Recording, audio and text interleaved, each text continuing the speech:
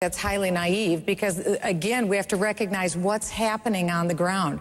These are nuclear weapons all across this nation, and potentially al-Qaeda could get a hold of these weapons. These weapons could find their way out of Pakistan into New York City or into Washington, D.C. We need to be engaged in that part of the world. I never said for us not to be engaged. I just said we need to quit writing blank checks to these countries.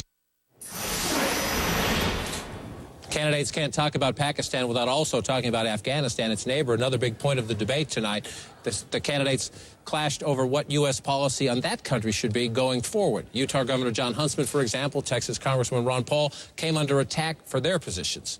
Let's bring back our panel again. We have David Gergen, Donna Brazil, Ari Fleischer, Dana Lash, and Aaron Burnett. The Pakistan question, Aaron, the candidates are struggling because if you answer the question friend, foe, or don't know, you'd probably get a don't know from most policy experts. Yet Bachmann, using a clever line, it's from an Atlantic piece written by Jeffrey Goldberg, too nuclear to fail, essentially saying you can't walk away because if the United States walks away despite all the frustrations, somebody will step in or the nuclear weapons will be at risk. A tough challenge for the sitting president, but also for these would-be presidents. It sure is. And when you look at what this president has done, right, he's pulled back a third of the military aid that we're already providing to Pakistan because of his frustration with how they have been cooperating or not cooperating with the U.S. But this is something where, you know, Defense Secretary Leon Panetta will tell you, you don't have a choice. You may wish you had a choice. You could just ban them. But Mitt Romney came out and said, what, they're the 6th most populous country in the world. They have nuclear weapons. It is too big to ignore for this country. Do you have a choice? Do you have a choice? You need to be tougher with Pakistan. The Perry approach is go to zero-based foreign aid, period, so that everybody comes in at zero and you have to make your case for it.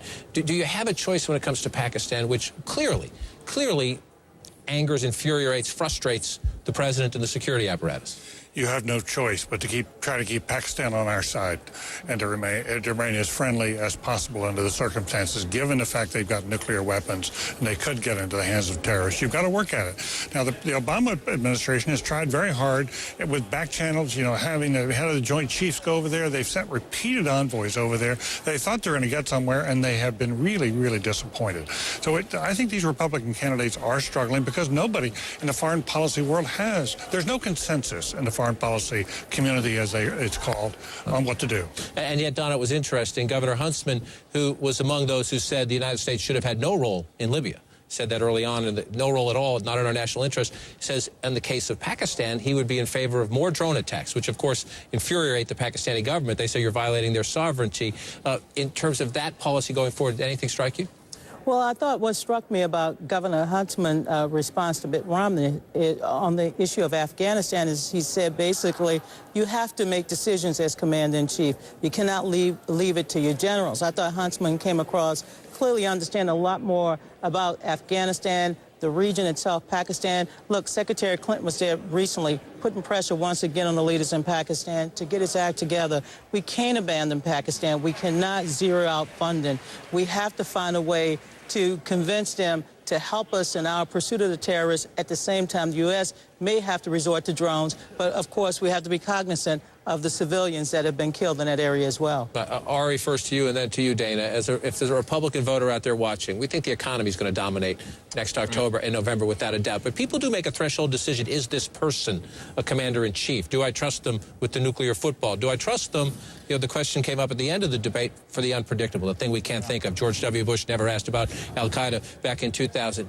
Any impressions, Ari, saying that was a commander-in-chief? And that was a great question about what is it you don't yet see out there. But you know what's fascinating when you look at all these debates, John, is the Republican Party, it's supposed to nominate the most conservative, and this year against Barack Obama, the biggest outsider, you guess. But who's leading?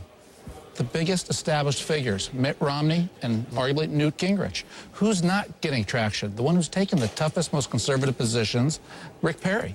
No-fly zone over Syria, Social Security is a Ponzi scheme, send Congress home, cut their pay. I mean, the typical things that you think are red meat just aren't working this year. And the one with the biggest thought during the debates, Newt Gingrich, is the one who's propelled himself back from the depths. It's a fascinating open primary for Republicans. I think as a political capitalist, it's great to be a consumer watching these Republicans. And so just less than 2 years after the rise of the Tea Party, is the Tea Party influence when it comes to this presidential campaign fading and the establishment resurging?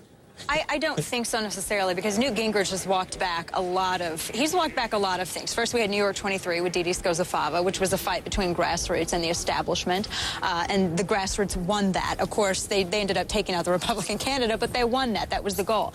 And in discussing, Gingrich and Perry, I think that the ideals of the grassroots, these super conservative ideas that are red meat, and I think do poll well, and a lot of people identify with this. A lot of people, especially fiscally, want to see certain things happen. I think that when it comes to Perry being one of the, as Ari was saying, I don't think it's the ideas that failed. I think it's perhaps the receptor, the vehicle in which, they were delivered. Forgetting the third department that you would cut necessarily isn't helpful. I do think that he's coming back from that. But that being said, I think if those ideas had been delivered in a Newt Gingrich way, authoritative, aggressive, dare I say confrontational, I think that it would have gone over a lot better, and we would probably see a lot more support from those results. You have to be able to convey your ideas to people, and that's what Rick Perry hasn't been doing in the beginning. 6 weeks to the Iowa caucus is now critical to the Perry strategy. We once thought he would be a multi-state candidate. Now he has to prove himself in state number 1. Everybody stand by. Our panel will be back just ahead. But coming up, Tom Foreman tells us how the candidates' claims and counterclaims stand up to, those stubborn facts. We're keeping them honest.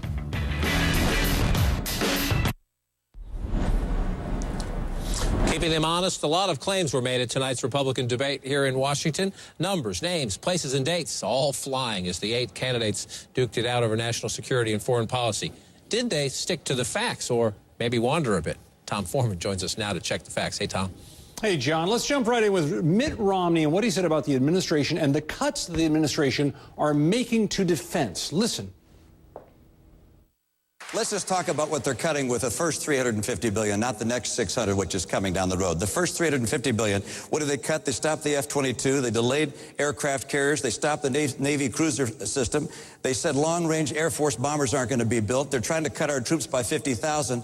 The list goes on. They're cutting programs, cutting the capacity of America to defend itself.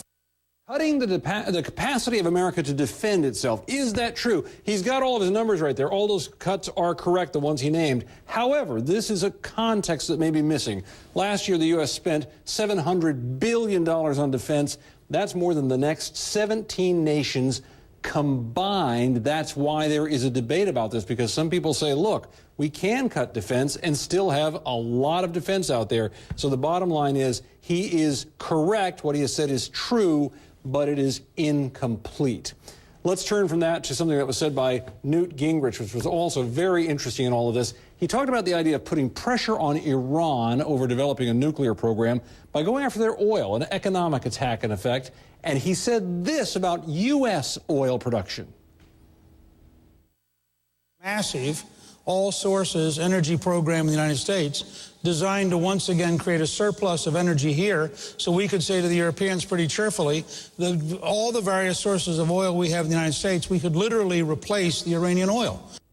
Could we replace the Iranian oil? This is a trap that comes up all the time when we talk about oil as a weapon. It has to do with the speed at which you can do it. The truth is we could increase our capacity, but look at this. We produce 9,688,000 barrels per day. Iran produces 4,252,000. So we would have to increase by about 50% if we wanted to truly replace the oil they have on the world market and put pressure on them this way. But just as importantly, even if you put that aside, it takes time. We would need refinery capacity. We would need to build all these facilities.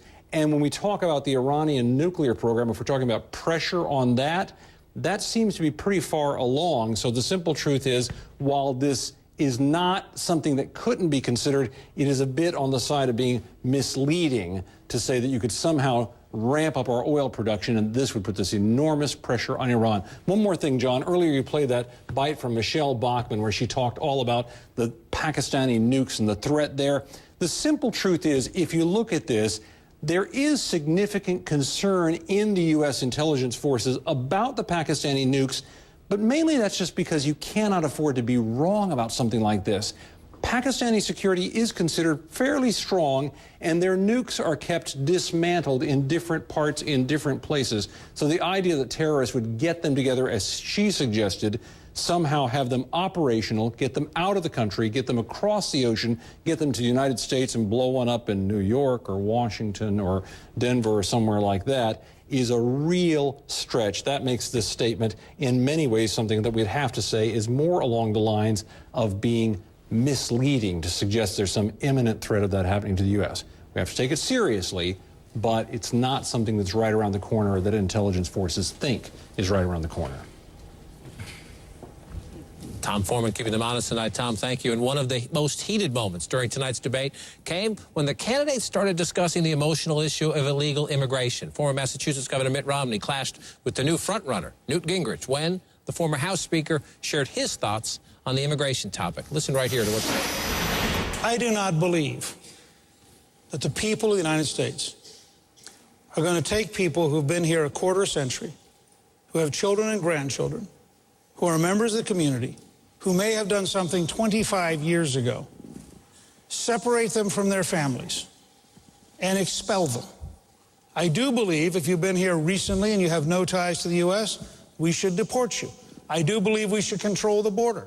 I do believe we should have very severe penalties for employers. But I'd urge all of you to look at the Kriebel Foundation plan. I don't see how the party that says it's the party of the family is going to adopt an immigration policy which destroys families that have been here a quarter century. And I'm prepared to take the heat for saying, let's be humane in enforcing the law without giving them citizenship, but by finding a way to create legality so that they are not separated from their families. Governor Perry. He won't like me saying it this way, but the former speaker there sounding a lot more like former President George W. Bush and the original John McCain when it came to the immigration issue. John McCain would put it, they're God's children. We're not going to kick them out. Let's get back to our panel. Gloria Borger has joined us. Gloria, this is the issue that will not go away in Republican primary politics. And the speaker had another strong debate performance. The question is, does that one at the end, the compassionate conservative answer, we're not going to expel them, does it do to him, now that he's come up in the polls, what talking about immigration and tuition benefits for the children of illegal immigrants and not building the fence across Texas, does this question now do to Newt Gingrich what we know it already did to Rick Perry? Well, we're going to have to see, aren't we? I mean, I asked him about it after the debate. He stuck to it, and Michele Bachmann's campaign put out a statement right after the debate which said that Newt Gingrich, quote, opens the door to amnesty. And he said that's not the case, but I just believe we can't pretend that we're going to deport 12 million people. He said it's just essentially realistic. He is someone who voted for Ronald Reagan's bill in 1986, which a lot of people called amnesty at the time, and I think that it could really hurt him, although he also said after the debate, look, we've been hurt. The Republican Party has been hurt with Hispanic voters because of our positions on illegal immigration. And so, you know, I think he spoke up, and it was clear that Michele Bachmann was ready to attack him on that issue. We talked about the libertarian conservative divide earlier. This is the Chamber of Commerce grassroots divide, Dana Lash, in the sense that, you know, the establishment Republican, the business community says, figure this out, give us a guest worker program. You're never going to kick all these people out. At the grassroots, when people say that, Gingrich's answer will be called amnesty by many Tea Party voters, will it not? Well, yes, it absolutely will be. I will say that Newt Gingrich has always been very consistent when it comes to immigration. And as Gloria was saying, you know, he supported Reagan in the 80s when Reagan, he signed an amnesty law. And this was a law that he championed. He was very excited about this when this passed. So I understand where he's coming from. But I think his logic in determining his conclusion in many cases is unsound. For instance, when he talks about families being here for a quarter of a century, breaking the law for a quarter of a century does not make that law that you broke somehow less illegal. And I think that he needs to understand that this suggestion that somehow wanting the law to be enforced is less humane from the base it's a little, again, this could be his Perry Heartless moment. He should have, and maybe he didn't roll this out with his plan, and all of these candidates failed at this. They need to talk about ways to make immigration less, to remove some of the bureaucracy. That's the problem. Immigration is bureaucratic. There's a lot of red tape. There are a lot of good people who are prevented from becoming citizens in this country because we make it too difficult. But on those who are here, David, whether it's for 2 weeks or 25 years, illegally, Newt Gingrich tonight took the Mike Bloomberg position. Yes, Does it hurt him? probably in the short term. But I would have to tell you, in the long term, I think it may not. Look, I have a bias here. I think good for him. He broke with the orthodoxy. He did have to take a more humane position. And by the way, that's what most Americans want to do. They want to distinguish between those people who have been here a long time and you want to let their family stay versus those who've been here a short time, and you deport them, as he said. Right. But just to go back to the politics of it,